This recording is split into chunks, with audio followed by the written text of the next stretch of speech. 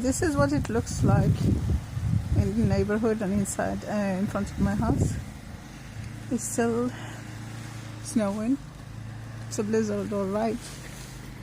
And I have to shovel all this because I have to clear the way to a house.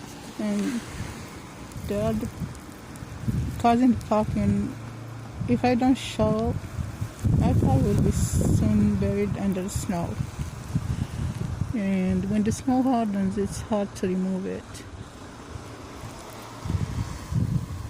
So just take it little by little. And I'm already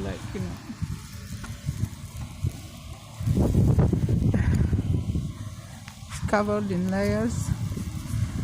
Okay. Yeah.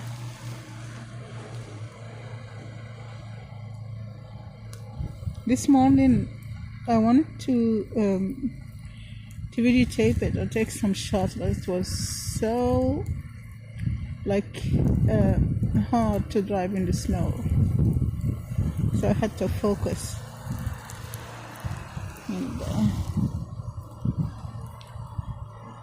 And this is it. I have to shovel all this. See you later.